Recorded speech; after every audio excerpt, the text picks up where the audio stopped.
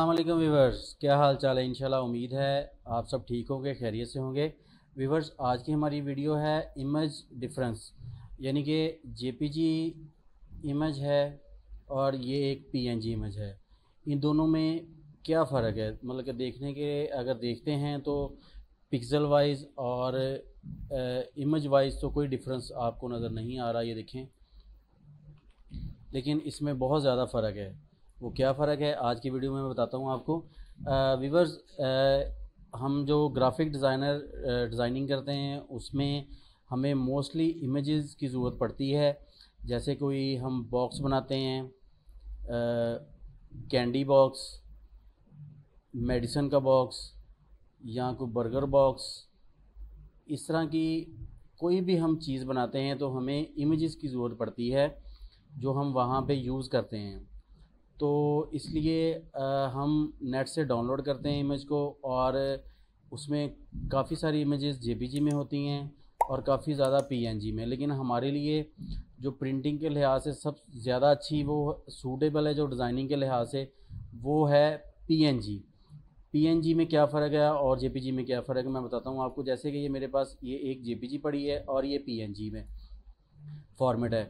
ये दोनों देखने में तो एक जैसे लग रहे हैं, लेकिन फ़र्क क्या है। जैसे ही हम यहाँ पे एक रेक्टेंगल लेंगे और मैं यहाँ पे इसको ड्रैग करता हूँ और इसका मैं कलर यहाँ पे ब्लू कर देता हूँ और इसको शिफ्ट पेज डाउन करता हूँ, तो ये देखें, ये इसकी साइडों पे एक वाइट बॉर्डर आपको नज़र आ रहा है जो जेपीजी इमेज है।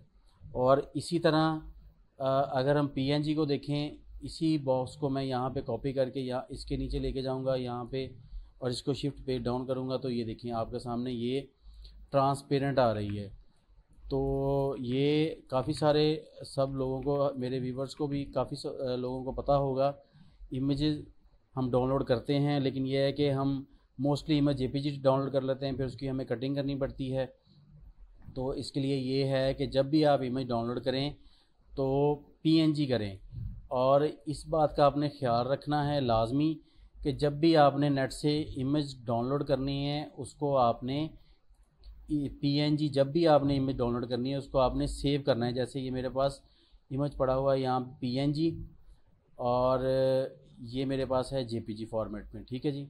तो ये जो जेपीजी है इसमें जब भी आपने इसको पीएनजी को डाउनलोड करना है तो आपने सबसे पहले इसको सेव करना है, आया कि इसको कॉपी नहीं करना। ये इस बात का आपने ख्याल रखना है। जब भी पीएनजी इमेज को आपने नेट से डाउनलोड करना है उसको आपने अपनी डिवाइस में सेव करना है, आया कि उसको कॉपी या कॉपी पेस्ट नहीं करना। जब आप कॉपी पेस्ट करेंगे तो उसके नीचे एक ब्लैक बॉक्स आ जाएगा। तो इस बात का आपने ख्याल रखना है। उम्मीद है आपको आज की मेरी वीडियो की समझ लगी होगी, जेपीजी इमेज और पीएनजी इमेज में क्या फ़र्क है। तो उम्मीद है आप मेरे चैनल को सब्सक्राइब करेंगे और मेरी वीडियो को लाइक कीजिएगा। अपना ख्याल रखिएगा। अल्लाह हाफिज़।